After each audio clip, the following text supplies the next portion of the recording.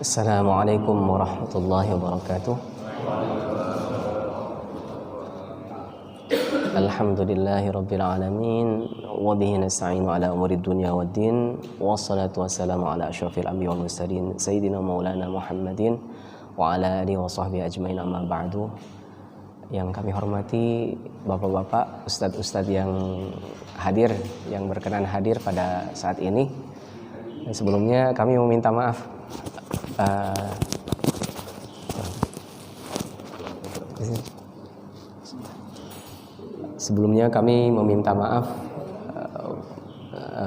untuk sejenak menggantikan Ustaz Azka karena beliau ada agenda untuk ke Jambi. Jadi kami mencoba untuk meneruskan apa yang sudah beliau bacakan atau beliau jelaskan dari kitab Al-Arba'in An-Nawawiyah ya. Baiklah para bapak dan para ustadz semuanya, kita akan membahas tentang Al-Hadits Al-Hadi Ashar, yaitu adalah hadis ke-11 dari Al-Arba'in An-Nawawiyah. Kitab ini dikarang oleh Al-Imam An-Nawawi, yang beliau yang wafat. Imam Nawawi yang kita kenal mungkin bagi orang Indonesia ada dua ya. Ada Nawawi Asyami. Nawawi Asyami itu yang beliau wafat di Syria kalau sekarang di Dimashq ya. Beliau wafat tahun 676.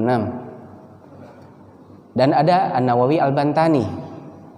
An-Nawawi Al-Bantani orang Indonesia. Beliau ulama Indonesia akan tetapi mukim di Makkah. Akan tetapi karya-karya beliau sangat dikenal di Timur Tengah juga. Jadi sebenarnya al-ilmu laisa hikran lil Arab faqat. Jadi ilmu itu bukan monopoli orang Arab saja. Akan tetapi kita juga bisa ya, bisa berkompetisi, bukan berkompetisi akan tetapi untuk sama-sama memajukan dan membahagiakan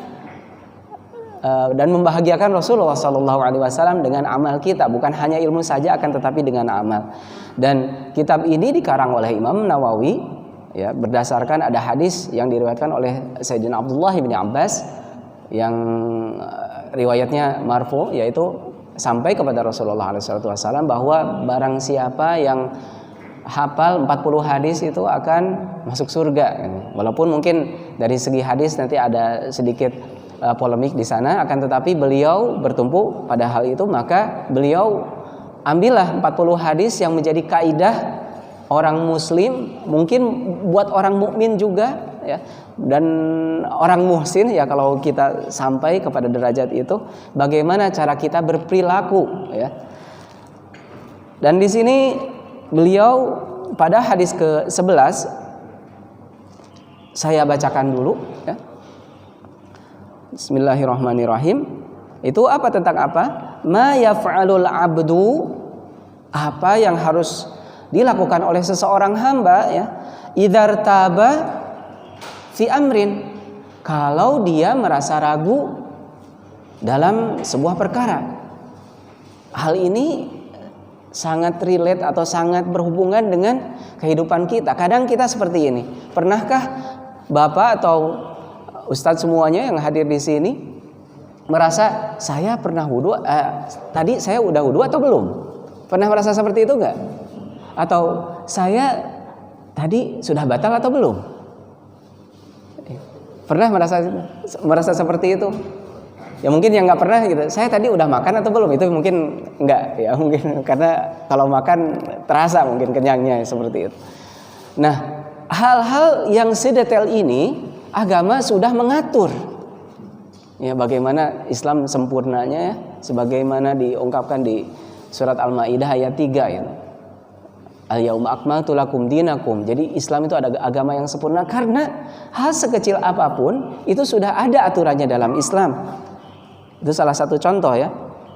Di sini hadisnya menyebutkan an Abi Muhammad. Abi Muhammad di sini adalah kunyah ya. Kalau orang Arab dari zaman dulu biasanya kunyah itu adalah istilah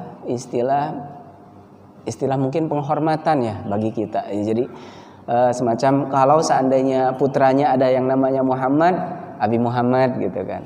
Jadi kalau Imam Husain kan ada putranya ada Abdullah gitu atau Abu Abdullah seperti itu ya. An Abi Muhammad Al-Hasan ibn Ali, dari Imam Hasan bin Ali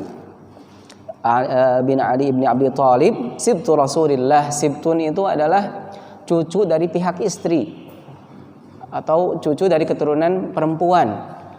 Kalau kita mungkin dalam bahasa Indonesia, cucu itu hanya diartikan cucu saja. Atau mungkin kalau kita lihat kamus ya, cucu akan kita akan diarahkan dengan kata-kata al-hafid. Tapi dalam bahasa Arab mungkin agak sedikit jelimet gitu ya. Jadi kalau bahasa Arab itu al-hafid itu cucu dari pihak atau dari anak laki-laki. Itu namanya al-hafid. Tapi kalau sibtun itu adalah putra atau putri dari pihak perempuan. Karena Rasulullah SAW, Imam Hasan ini adalah putra dari siapa? Mungkin ada yang mengenal. Imam Hasan ini adalah putra dari Sayyidah Fatimah. Makanya kan Sayyidah Fatimah perempuan, makanya itu dikatakan sibtun. Sibtu Rasulillah wa rihanatu, dan juga kekasihnya radhiyallahu anhuma ya. Dan ini juga sebagai fikihnya, kalau kita biasanya kalau kami dihadapkan dengan kitab-kitab atau literatur bahasa Arab, kalau penyebutannya hanya Al-Hasan saja, itu yang dimaksud bukan Imam Hasan. Akan tetapi ketika kalau seandainya dalam sebuah buku atau sebuah literatur diriwayatkan dari Hasan atau diriwayatkan dari Al-Hasan, yang dimaksud Al-Hasan yang di sana ketika Hasan tidak ada embel-embelnya, putranya siapa, itu biasanya adalah Imam Hasan Al-Basri, seorang at-tabi'i. Tapi ketika penyebutannya itu adalah Al-Hasan ibn Ali, sudah jelas ini adalah Imam Al-Hasan. Qala, beliau berkata, hafiztu min Rasulillah sallallahu alaihi wasallam. Saya paham ya, dan saya diajarkan oleh Rasulullah sallallahu alaihi wasallam ya.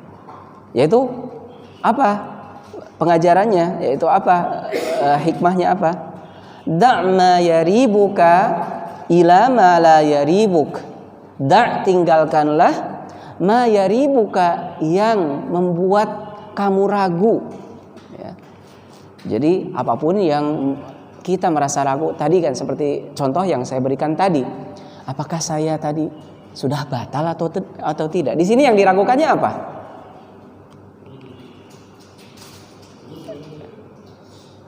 Ya bisa jadi, akan tetapi mungkin dalam hal ini yang kita ragukan berarti saya apakah sudah batal? Oh, berarti batal ini diragukan. Nah, berarti hukumnya batal yang di sini adalah dihilangkan. Ilama la yuribuk, terhadap sesuatu ilama la yaribuk, dan jadikanlah pedoman sesuatu yang tidak kamu ragu-ragu di dalamnya. Dan kaitan ini, hadis ini banyak atau sangat kaitannya sangat erat dengan hadis yang lain ya, atau mungkin sebuah kaidah dari kaidah fikih ya. Al-Imam Suyuti, beliau seorang, kalau kita mengenal beliau, ada tafsir Al-Jalalain, ada yang mengenal tafsir Al-Jalalain ya. Imam yang itu dikarang oleh Imam Jalaluddin Al-Mahalli yang pertama, karena beliau wafatul maniyah, yaitu adrokatul maniyah, jadi tidak sempat untuk melanjutkan karena meninggal. Jadi diteruskan oleh siapa? Oleh Al-Imam Suyuti. Al-Imam Suyuti beliau wafat tahun 911 Hijriyah. Dan untuk diketahui ya, beliau lahir tahun 852 ya. Jadi sempat mendapatkan pengajaran dari Imam Ibnu Hajar Al-Asqalan. Sewaktu kecil ya, beliau itu dibawa oleh orang tuanya mendengarkan pengajian atau sebuah pengajaran keilmuan yang disampaikan oleh Ibnu Hajar Al-Asqalan. Jadi ini juga patut kita contoh ya. Jadi walaupun putra-putri kita walaupun belum menginjak dewasa, akan tetapi kalau kita membiasakan dari kecil, ya, membiasakan dengan ilmu, akan hasil itu insya Allah bisa dipetik nanti ketika putra-putri kita menginjak dewasa, ya.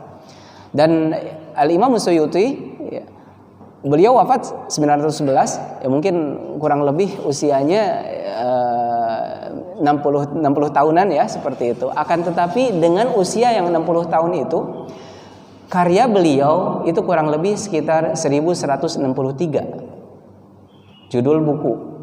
Dan bukunya bukan semuanya yang tipis-tipis, ya.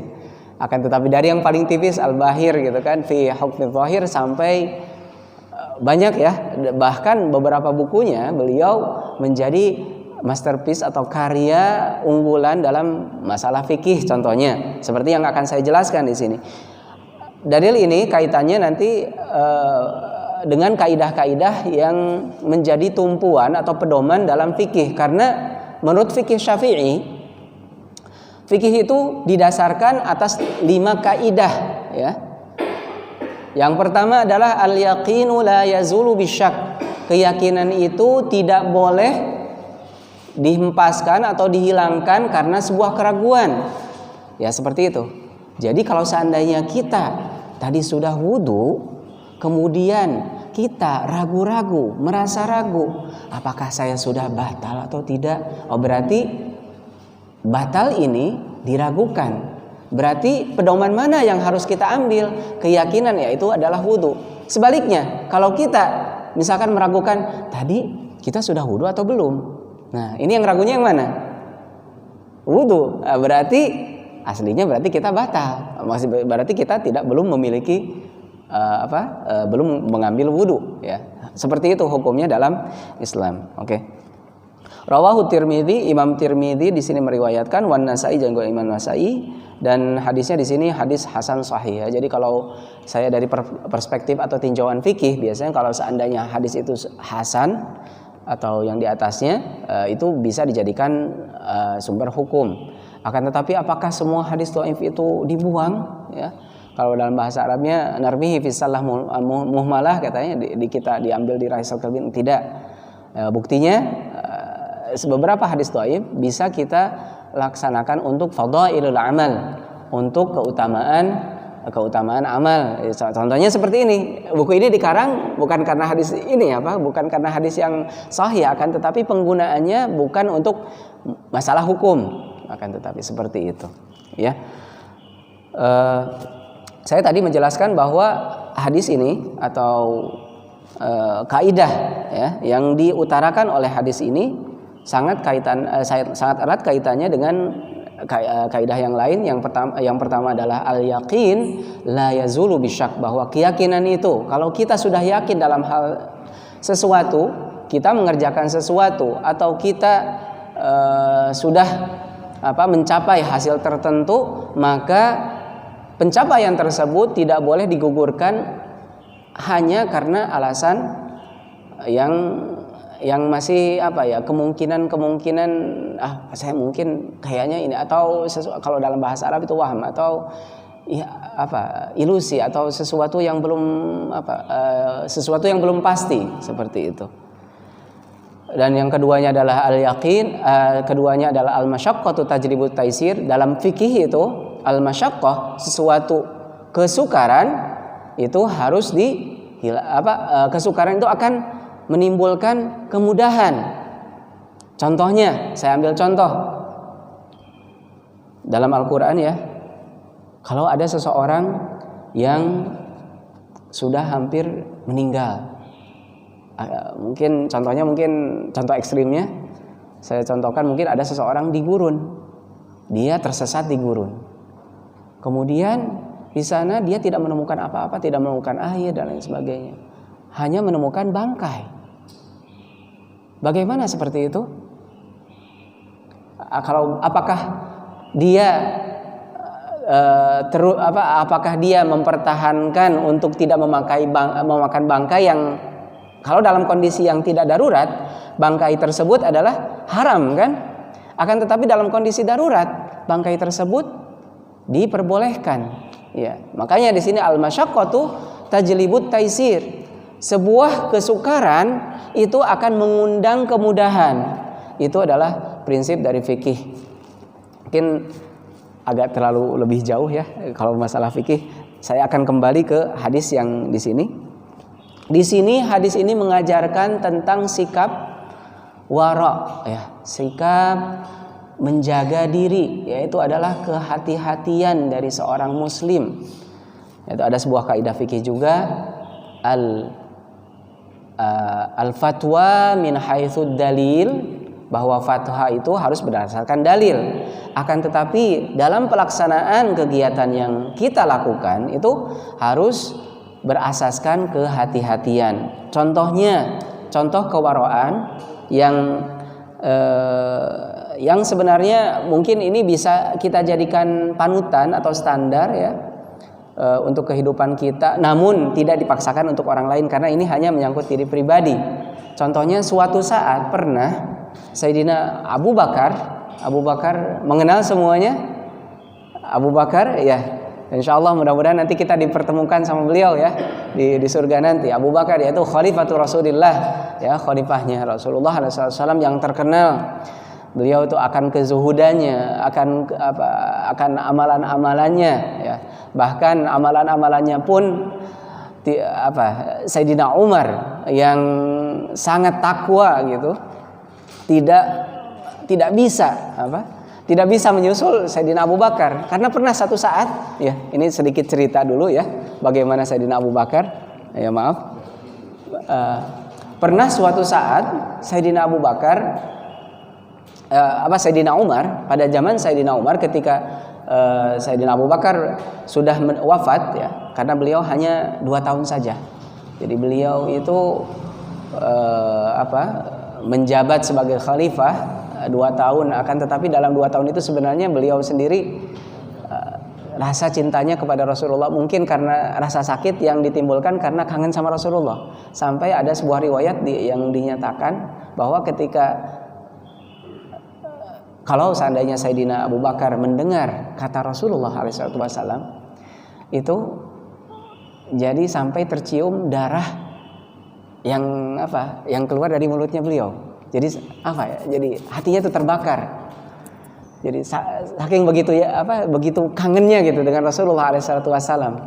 Dan seperti itu. Dan bagaimana kezuhudan dan bagaimana karakter perbuatan Sayyidina Abu Bakar. Pernah suatu saat Sayyidina Umar, beliau ketika menjadi khalifah tentunya meneruskan apa yang telah diperbuat oleh Sayyidina Abu Bakar, yaitu diantaranya yaitu memberi makanan kepada janda-janda tua, ya. Dan janda tua itu kebetulan adalah seorang yang kafif, seorang yang tidak bisa melihat. Nah, tiba-tiba si janda tua itu mengatakan seperti ini, Abu Bakar atau teman kamu itu sudah meninggal ya? Kata Sayyidina Umar, lah saya kan tidak pernah mengatakan hal itu kepada engkau wahai ibu. Ya, dari mana engkau tahu bahwa Abu Bakar itu sudah meninggal? Katanya, iya, karena kamu memberikan saya kurma, bijinya tidak dibuka. Kalau Sayyidina Abu Bakar ketika menyuapi janda tua itu, jadi bukan menyuapi ya, jadi menyiapkan kurma untuk janda tua yang rakyatnya sendiri. Jadi kurmanya itu dibersihkan dulu, bijinya dibuang dulu, kemudian dihidangkan atau disiapkan. Sampai seperti itunya seorang pemimpin Abu Bakar gitu. Itu didikan Rasulullah SAW. Itu mengenai beberapa perbuatan yang mungkin bisa kita jadikan contoh ya bagaimana kita dalam berperilaku. Ya mudah-mudahan kita menjadi golongan beliau, dan karena sebagaimana hadis ya diungkapkan bahwa beliau itu adalah orang yang pertama, ada yang tahu? Orang yang pertama masuk surga dengan tanpa hisaban. Walaupun khalifah akan tetapi tidak dihisab beliau. Ya, karena Rasulullah SAW mengatakan bahwa orang yang pertama kali dari umatku yang masuk surga dengan hisaban itu siapa? Umar, katanya. Sayyidina Umar gitu, khalifah Sayyidina Umar. Kemudian Sayyidah Aisyah mengatakan, "Ya Rasulullah, kalau seandainya Umar yang masuk duluan surga, bagaimana Abu Bakar?" Ya suful malaika, kata malaikatnya, udah kamu masuk aja. Kamu masuk aja gitu. Jadi tanpa hisaban kamu masuk gitu. Seperti itu. Kalau sudah menjadi kekasih Allah, kalau sudah amal-amalannya juga sudah terlihat ya. Jadi beliau itu memang bagaimana kita untuk bisa meniru beliau atau menjadi kelompok beliau yang masuk surga tanpa hisaban, ya karena Sayyidina Abu Bakar itu atau Khalifah Abu Bakar itu di dunianya karakternya sudah menjadi ahli surga. Sudah tidak ada dengki, sudah tidak ada rasa takabur, kecintaan terhadap dunia sudah hilang gitu. Jadi tidak perlu lagi untuk masuk neraka. Jadi seperti itu ya konsepnya. Jadi kalau siapapun yang ingin masuk surga tanpa hisaban, jadilah ada sebuah hadis ya, kun mayitan qabla an tamut. Jadilah, maksudnya hawa nafsunya itu meninggal dulu. Hawa nafsu harus meninggal dulu sebelum kita meninggal. Jadi insya Allah nanti dipertemukan atau dikelompokkan dengan Sayyidina Abu Bakar. Mengenai wara' yang sebagaimana dijelaskan oleh hadis ini, Sayyidina Abu Bakar pernah duduk dengan mungkin asistennya ya, pada waktu itu, dan asistennya menghidangkan sebuah makanan. Ya, wallahu alam riwayatnya apakah susu apakah yang lain gitu. Tapi yang jelas dari hidangan tersebut Sayyidina Abu Bakar menyantapnya, memakannya. Kemudian tiba-tiba si asisten tersebut mengatakan, "Wahai Abu Bakar, Imam Abu Bakar, makanan yang kamu makan itu sebenarnya adalah rizki yang saya dapatkan pada saat saya di jahiliyah dulu, yaitu saya seolah berpura-pura jadi peramal padahal saya tidak paham tentang ramalan," katanya. Ya, akhirnya tapi ramalan saya tepat sehingga orang-orang mengasih saya ya ini rezeki ini gitu. Mendengar seperti itu, ya kalau kita orang yang lupa dan orang yang terpaksa dan orang yang tidak tahu, dosa atau tidak? Tidak kan ya? Tidak ya. Karena dalam hadis yang diriwayatkan oleh Sayyidah Aisyah, Sayyidina Ali itu mengatakan rufi'al qalam an ummati thalathah ya. Ya. Ada 3 orang yang tidak dianggap dosa ya. Salah satu diantaranya yaitu adalah lupa atau tidak tahu. Tapi apa yang dilakukan oleh Sayyidina Abu Bakar mendengar hal seperti itu? Ya, bukan seperti saya ya. Kalau seperti saya mungkin ya sudah ya, karena saya kan tidak tahu. Ya sudah, hukumnya seperti itu. Akan tetapi kesempurnaan iman ini yang membedakan. Beliau apa yang beliau lakukan? Beliau masukkan tangannya sehingga sampai muntah, sampai keluar darah. Itu adalah kesempurnaan iman. Tapi apakah untuk orang awam seperti itu? Ya itu pilihan dari seperti saya kan. Kalau itu pilihan, kalau mungkin bagi saya ya akan berat ya seperti itu. Seperti itu. Tapi kesempurnaan seseorang itu yang membawa terhadap wara'. Kita bisa menganjurkan kepada orang lain, akan tetapi tidak mandatori, tidak wajib ya, tidak wajib. Itu hanya anjuran saja. Dan kalau itu adalah sebuah anjuran, kita pun cara kita menyampaikan kepada orang lain adalah harus dengan cara yang sebaik-baiknya. Baiklah, di sini Al-Imam Nawawi mengatakan qauluhu da'ma yaribuka ila ma la yaribuk, yaitu hadis Rasulullah SAW yang mengatakan atau yang Rasulullah SAW bersabda, tinggalkanlah sesuatu yang kamu ragukan dan jadikanlah pedoman sesuatu yang tidak kamu ragukan. Itu fihi dalilun, itu adalah sebuah dalil ya, adalah sebuah petunjuk, karena dalil itu adalah petunjuk atau mursyid ya. Annal muttaqi, bahwa orang yang bertakwa, yang bagi lahu ya, ayya alla yakulal mal, bagi orang yang bertakwa hendaknya dia tidak memakan makanan atau harta alladzi fihi syubhah, yang di dalamnya ada syubhah. Tentunya Ustaz Aska pernah menjelaskan tentang hadis yang ke-6 yang mengatakan al halalu bayyin wal haramu bayyin, ya. Ada yang masih ingat? Al halalu bayyin, bahwa halal, sesuatu yang halal itu jelas. Wal haramu bayyinun, dan sesuatu yang haram itu sudah jelas, ya. Orang anak kecil pun tidak usah ditanya kalau perzinahan itu hukumnya adalah haram. Sudah jelas, itu sudah fitrah. Wa ma bainahuma syubhat, dan di antara sesuatu yang halal dan haram itu ada sesuatu yang syubhat, yang abu-abu. Ya, mungkin kita bahasakan seperti itu. Jadi kita tidak mengenal secara pasti tentang hukumnya. La ya'lamu katsirun minha. Tidak, orang-orang banyak tidak tahu. Ya. Famanittaqa asyubhat, barang siapa yang menjaga diri dari syubhat. Contohnya syubhat seperti apa? Kita mengenal, ya, dalam kita bersosialisasi atau dalam kita hidup bersosial, ya, kadang kita mengenal orang yang mungkin hidup atas keharaman, gitu ya. Jadi dia misalkan hidupnya dari judi, ya, hidupnya naudzubillah, ya, dari sesuatu yang tidak dibenarkan oleh Islam. Kemudian kita misalkan bertamu kepada orang tersebut, ya. Kalau seandainya misalkan menghidangkan makanan, dan hak bagi tamu, ya, untuk menyantap apa yang dihidangkan oleh tuan rumah, itu adalah hak, ya.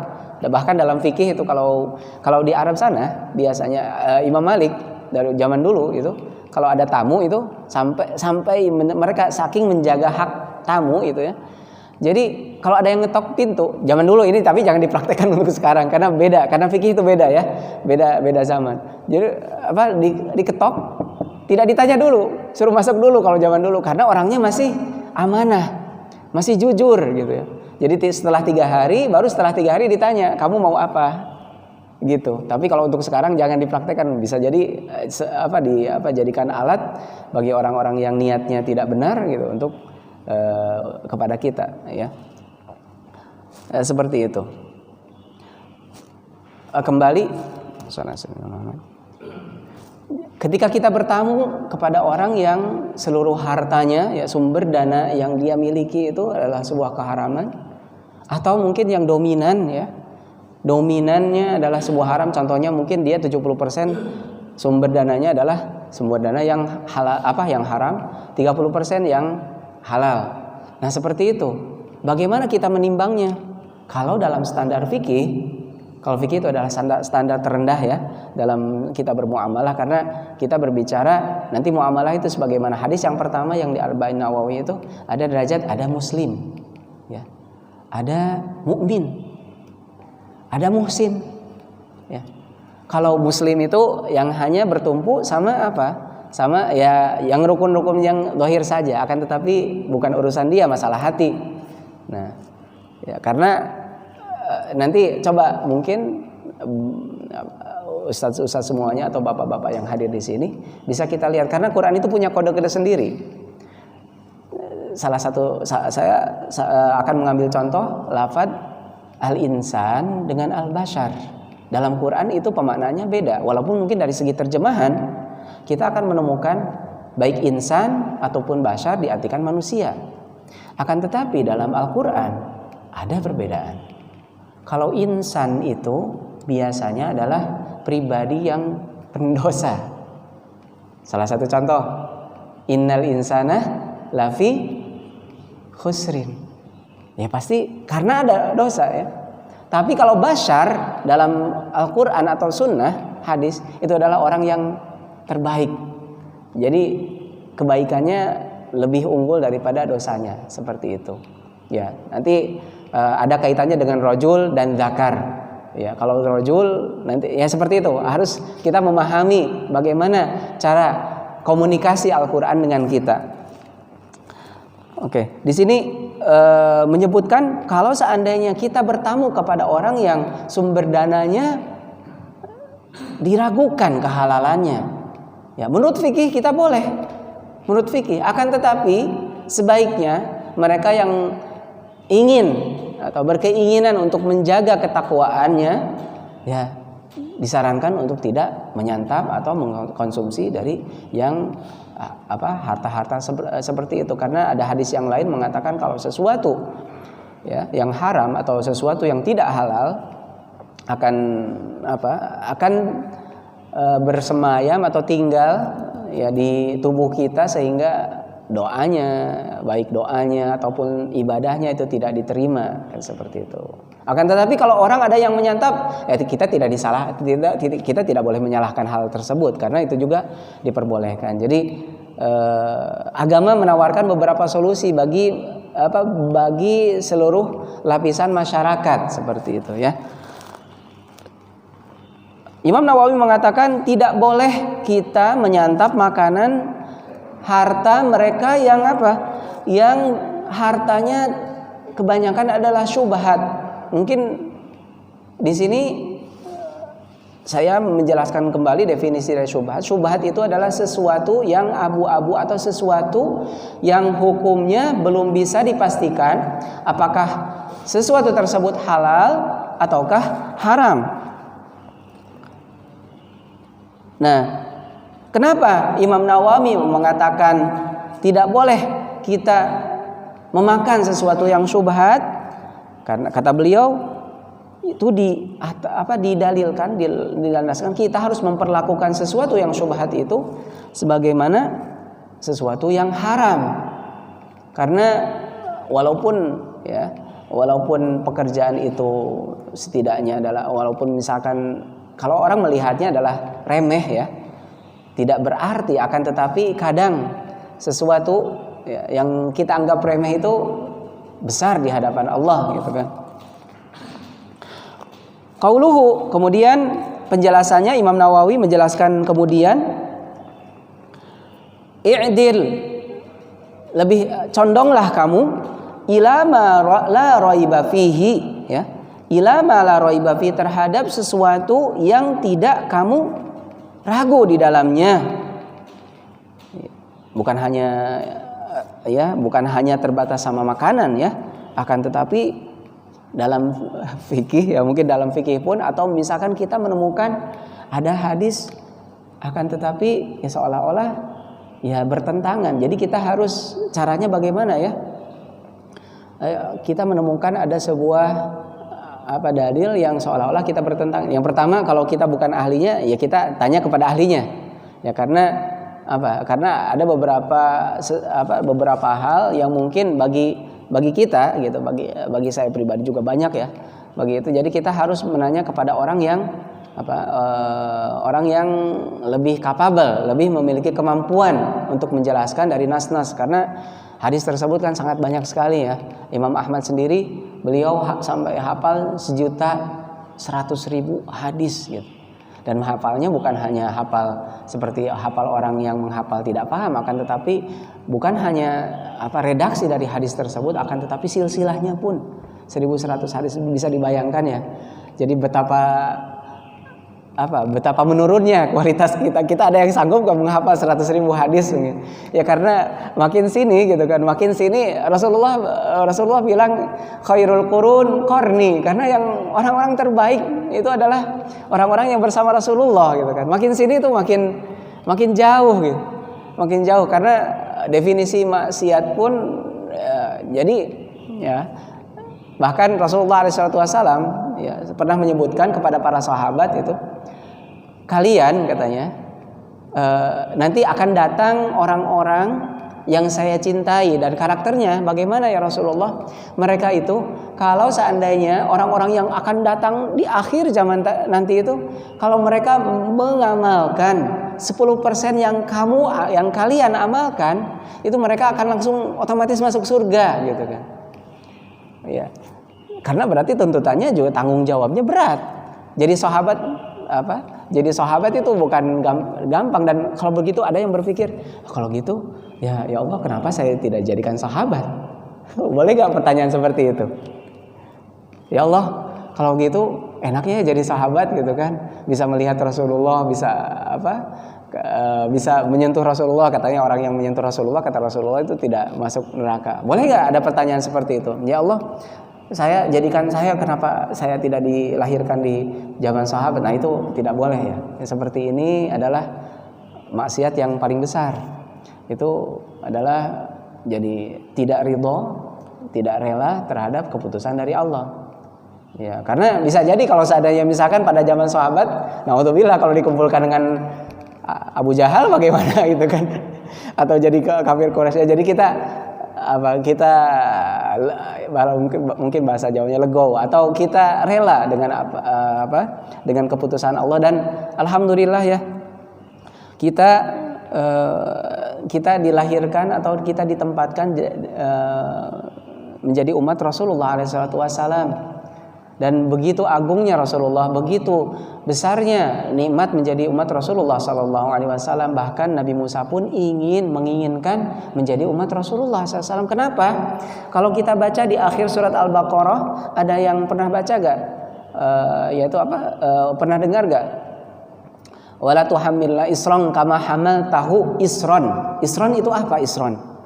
Kalau zaman dulu, ya, ketika zaman dulu, zaman sebelum Rasulullah SAW, ketika seorang bermaksiat, itu maksiatnya ditampakkan sama Allah. Jadi rumahnya, misalkan naudzubillah ada seseorang yang berzina, itu rumah itu sebagian riwayat mengatakan bahwa rumahnya ada semacam tulisan atau keterangan bahwa ini si fulan telah melakukan zina, kelihatan. Isron itu diperlihatkan langsung. Dan untuk taubat pun mereka susah. Ya contohnya kalau seandainya terkena najis, kalau zaman dulu, zaman sebelum Rasulullah, itu kalau baju terkena najis, itu bajunya harus dipotong. Betapa sulitnya menjadi umat-umat orang terdahulu. Ya, di samping tadi isron ya, apalagi kalau seandainya kadang ya, perbuatannya langsung dikontanin lah bahasanya, mungkin dikontanin sama Allah. Jadi orang yang bagi mereka ya, ketika mereka berperang, kalau ada harta rampasan perang, kalau mereka mengambil harta rampasan tersebut, itu petir langsung nyamber dari atas. Itu langsung meninggal pada saat itu juga gitu.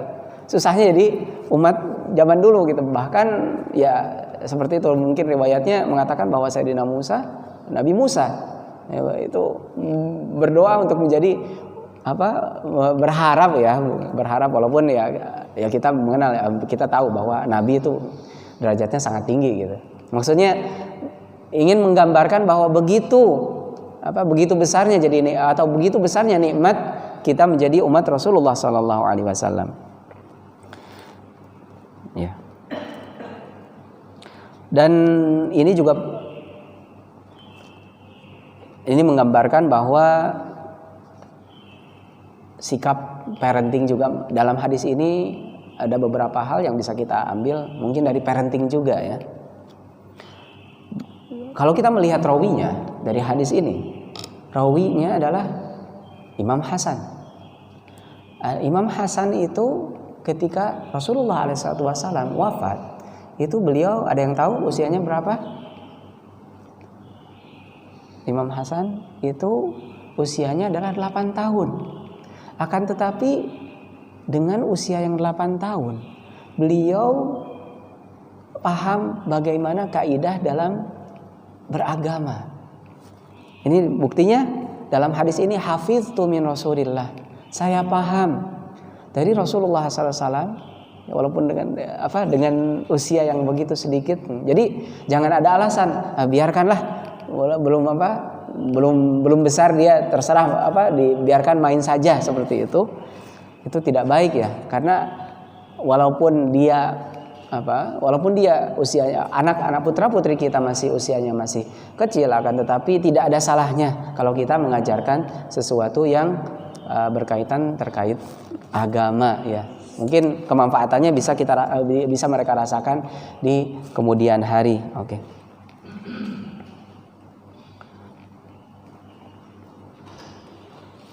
Masih waktunya? Masih. Sampai syuruk. Kemudian penjelasan yang lain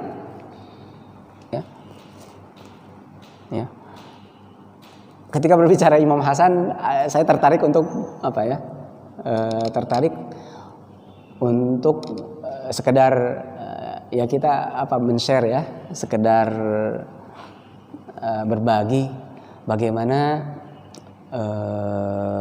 Rasulullah SAW mengajarkan keluarganya perihal agama dan perihal bukan hanya agama saja ya. Sebagaimana diketahui bahwa sebagian ulama ahli sirah ya, ulama ahli sirah itu adalah ilmu yang membahas tentang Rasulullah SAW dari sisi apa? Mungkin ada yang tahu? Sirah? Dari mulai kelahiran Rasulullah SAW sampai beliau wafat ya, itu namanya sirah. Nanti karena ilmu yang menyangkut Rasulullah itu ternyata banyak gitu. Ada sirah, ilmu sirah ya. Ada ilmu, kalau kita melihat ada sirah banyak sekali. Ada di sana ada Imam Qadhi Iyad, Asy-Syifa atau bukan sirah, ada Sirah Ibnu Hisam, Ibnu Ishaq yang pertama kali itu menulis tentang sirah. Ada ilmu fadail. Fadail itu adalah ilmu yang menerangkan tentang tentang keutamaan Rasulullah SAW dibandingkan dengan nabi-nabi yang lain. Ya. Karena Rasulullah SAW mengatakan dalam sebuah hadis, ya, ma min nabiyyin illa utitu mithluhu wa khairum minhu.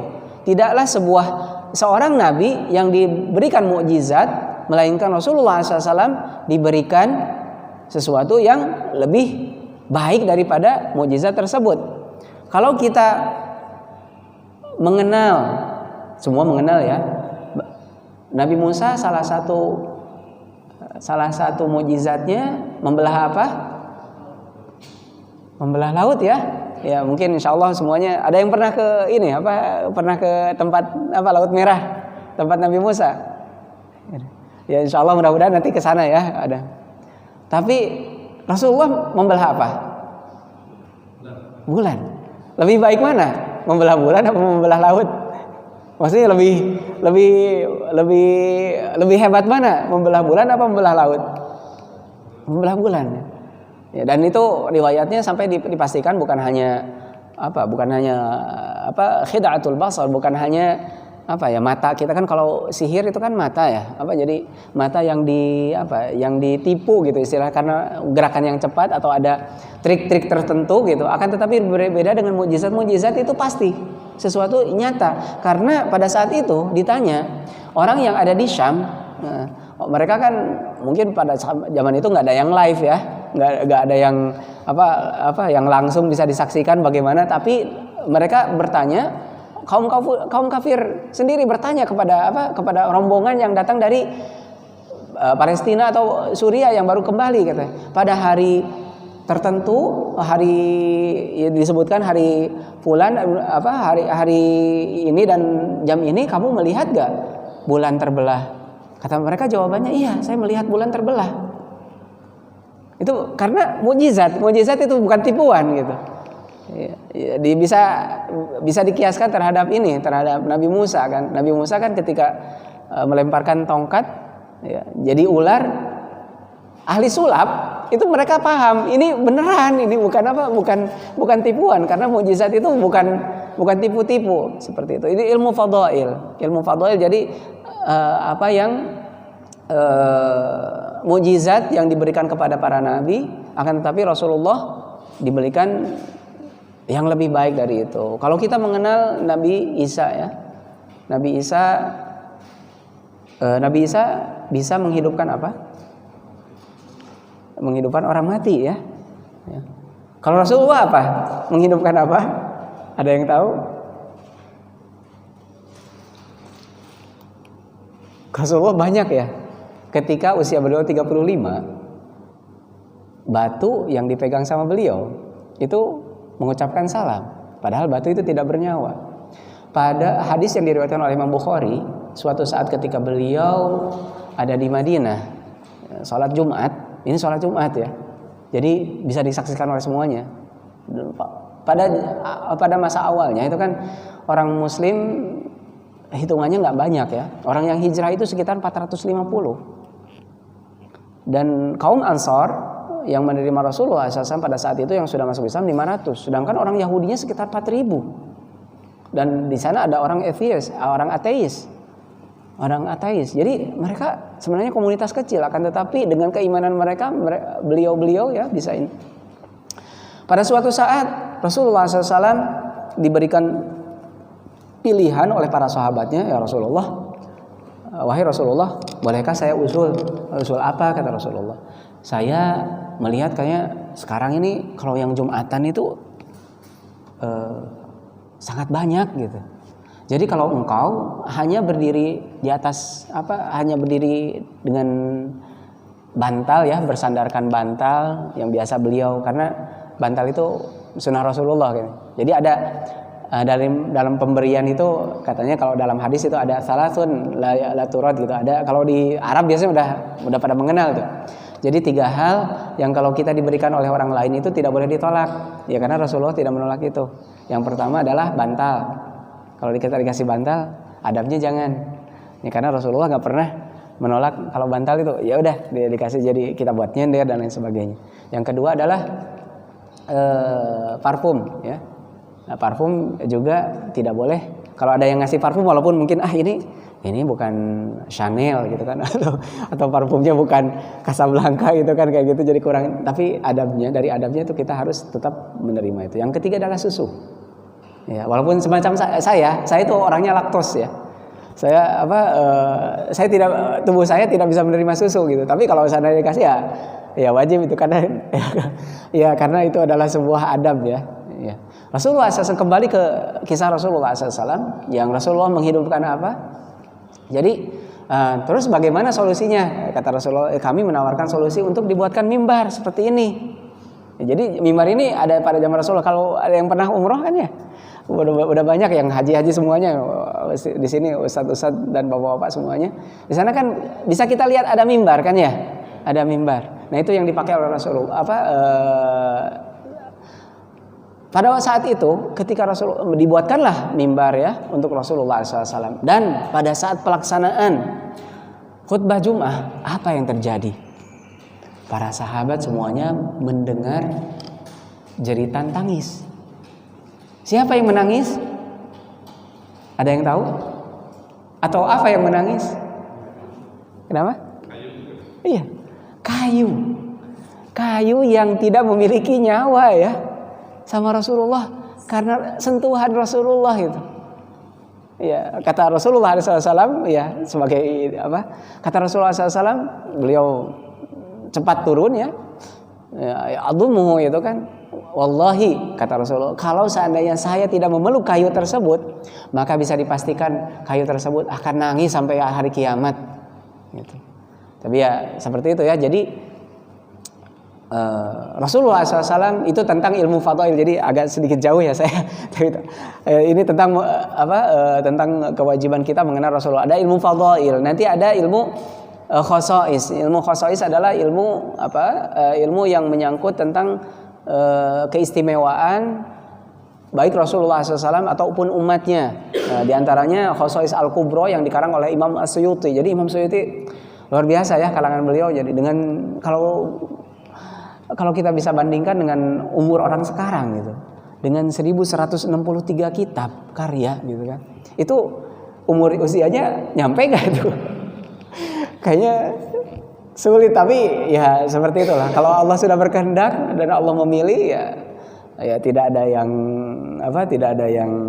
mustahil ya. Yang mustahil itu kalau Allah 2 itu mustahil gitu. Tidak ada yang mustahil ya, itu Allah Tuhan 2 itu mustahil itu. Kalau selain dari itu ya tidak ada yang mustahil ya. Tentang ilmu fadail, kemudian ilmu khosais ya. Khosais mengenal tentang Rasulullah itu kurang lebih sekitar yang khosais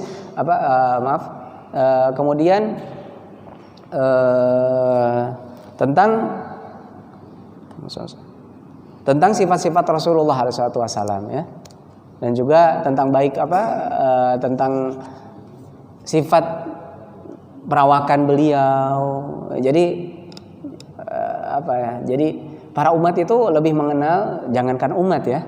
Al-Qur'an mengatakan bahwa kaum Yahudi itu lebih mengenal Rasulullah SAW daripada anaknya, dan itu bukan majas ya, bukan kiasan, dan itu emang hakikat.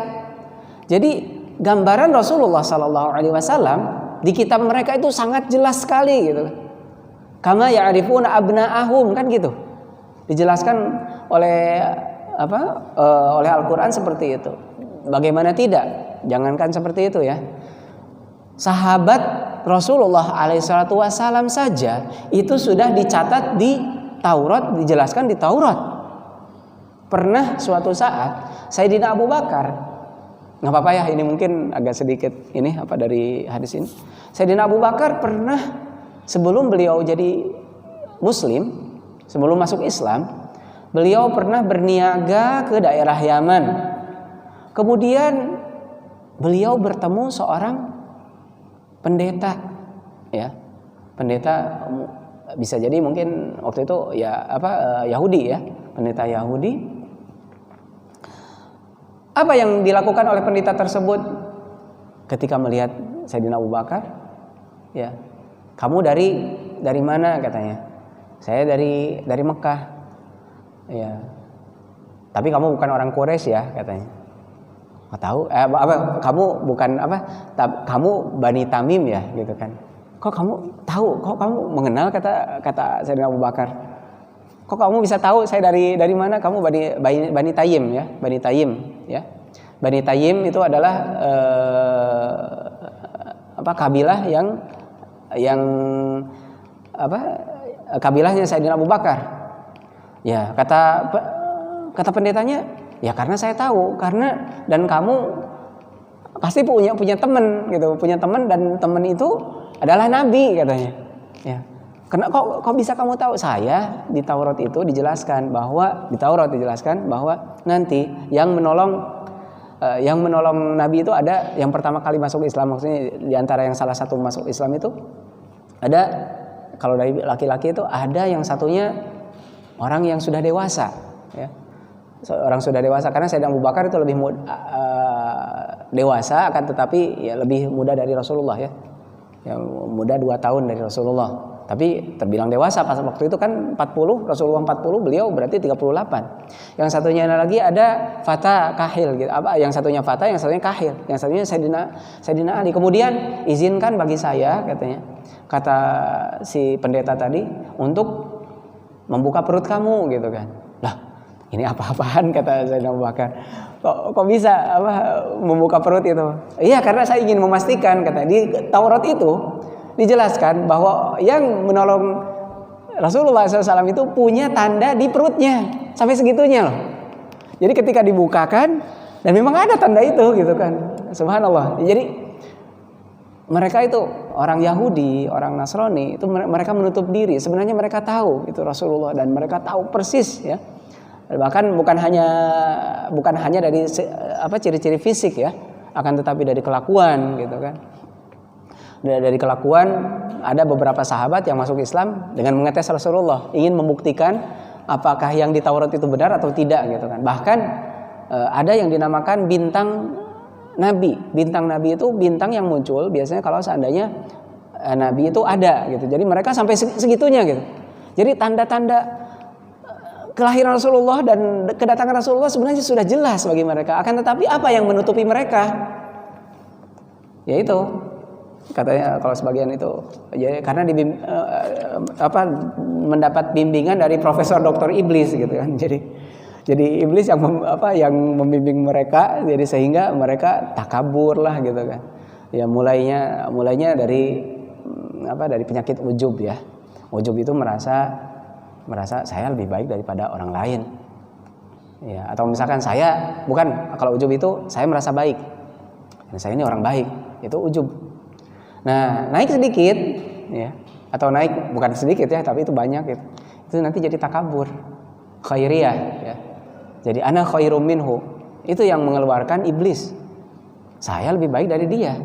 Saya lebih baik dari Adam. Yang berapa tahun ya? Iblis itu kan sebelum dikutuk sama Allah itu dikenal oleh para malaikat adalah dia itu adalah yang paling mustajab doanya. Akan tetapi karena kesombongannya, ya Allah kutuk. Nah nanti kalau naik udah takabur, ini masih tingkatan ini, ada namanya hikdun. Ya. Hikdun itu adalah rasa iri. Jadi hikdun kalau dalam bahasa Arab diartikan jadi bukan hanya dia bukan hanya dia mengikrarkan bahwa dia lebih baik daripada orang lain, akan tetapi disertai dengan keinginan bahwa nikmat yang ada pada orang lain itu hilang. Itu namanya udah penyakit. Nauzubillah ya. Itu sudah, sebenarnya itu orang-orang yang demikian itu sudah diazab sama Allah ya, di dunia. Karena apa? Hidup orang-orang seperti ini itu gak mungkin tenang. Melihat tetangganya ada TV baru gitu, dia panas dingin gitu. Ada motor baru ya ini stroke gitu kan. Itu sudah naudzubillah ya. Semoga kita dihindarkan dari penyakit demikian. Saya kira tidak terlalu lama. Ya. Mohon maaf jika apa yang saya sampaikan banyak kekurangannya, dan itu murni dari kami, dan mohon maaf atas waktu yang dan kesempatan para ustadz dan para bapak yang datang ke tempat ini. Sekian mungkin dari kami, insyaallah mungkin nanti lanjutannya dilanjutkan oleh Ustadz Aska ya. Kami tutup saja untuk daras atau pelajaran kali ini ya dengan doa kafaratul majlis. Ya subhanakallahumma bihamdika asyhadu an la ilaha illa anta astaghfiruka wa atubu ilaik. Wassalamualaikum warahmatullahi wabarakatuh.